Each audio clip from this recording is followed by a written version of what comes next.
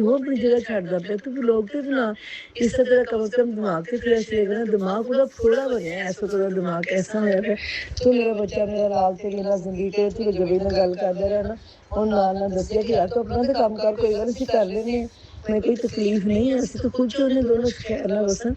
पर एक तुसीं उन्हें गल्लों कह के देखो ना, तुहाडे जो मैसेज करे, फोन करे कि मैं भाई घर आना चाहनी है, मैं सब कुछ छड्ड देनी, मैनूं कुछ देर मैं अपना बंदा, सब तो पहले मेरा बंदा, मैनूं मेरा अपना मियाँ, मैनूं सब तो पहले अपना घर बसाना, मैं घर आना चाहती, कि उन्हें कोई कढ़ देगा।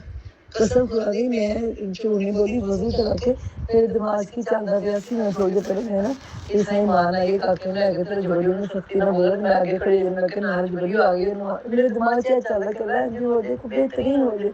जान मैं बेटी दी मां वां, मैं कदी मेरी अपनी नेचर च मैं कदी बददुआ किसी नूं दे ही नहीं सकदी, किसी नाल बुरा बोल ही नहीं सकदी। तू मैनूं दस, मैं अपनी बहू नाल करांगी?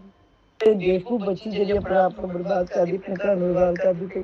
कसम नाल ज़ेब अज भी आ जाए ना, मैं ते तेरा बाबा असीं माफ कर, सानूं ਅਸੀਂ ਫਿਰ ਵੀ ਕਹਿੰਦੇ ਅਸੀਂ ਸਭ भूल जाओगे, सब माफ़ कर देंगे, ये कम से कम अपना घर बसा लियो। अस्सलामुअलैकुम। जैसे कि आप लोगों ने माँ जी की वॉइस रिकॉर्डिंग सुनी है जिसमें उन्होंने रजब भट्ट की करंट कंडीशन बताई है और बताया कि वो इस वक्त कहाँ पे है और व्लॉग क्यों नहीं बना रहे और कब तक व्लॉग बनाएंगे, और साथ ईमान को भी उन्होंने पैगाम एक दिया है और बहुत ज़्यादा वो परेशान है। वो कह रही हैं कि रजब भट्ट इस तरह परेशान हो चुका है कि उसका कहीं पे भी दिल नहीं लग रहा, वो मेंटली डिस्टर्ब हो गया अपने घर ख़राब होने की वजह से, और कोई काम में उसका दिल नहीं लग रहा, और वो कह रहा है मैंने ब्लॉगिंग नहीं करनी और ना मैंने ब्लॉग्स बनाने। और यही उन्होंने जिसको वॉइस मैसेज किया उसको बोला कि आप उसके साथ बात करें, उसको इंसिस्ट करें कि ब्लॉगिंग में आए तो थोड़ा सा दिमाग फ्रेश हो। और साथ ईमान को भी यही पैगाम दे कि वो अपने कम से कम शोहर को तो कॉल करे, शोहर को मैसेज तो करे।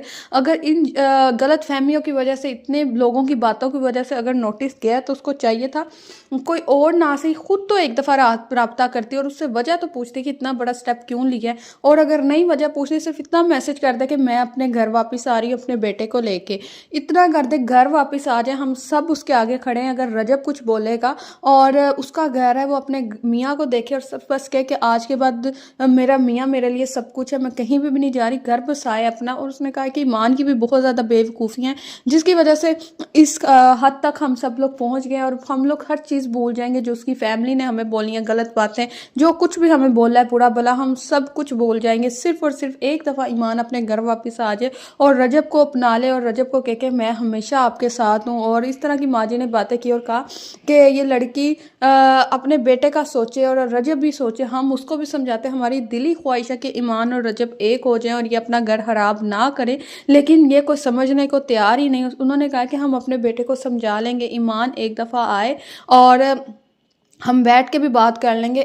मैं वो सास नहीं हूँ जो नहीं चाहती कि घर ना बसे, हम लोग तो यही चाहते हैं कि इनकी तलाक ना हो और घर बस जाए। रजब भी समझ जाएगा, ईमान एक दफ़ा हाँ कर दे, क्योंकि ईमान राब्ता नहीं कर रही। हमें इसी चीज़ का है कि ईमान राब्ता क्यों नहीं कर रही, हमसे ना करे, कम से कम अपने शोहर से कर ले, यही कर ले हमारे लिए काफ़ी। और साथ उन्होंने कहा कि हम लोग खुद बहुत ज़्यादा मेंटली डिस्टर्ब हो गए हैं कि हमारा बेटा परेशान है। ये नहीं कि रजब ने जबकि डिवोर्स का नोटिस भेजा वह बहुत खुश है, इस तरह का कुछ भी नहीं, वो भी बहुत ज़्यादा परेशान है, उसकी तबीयत ख़राब रहती है, उसको भी अपने बेटे की खींच है, उसको अपनी बीवी की खींच है।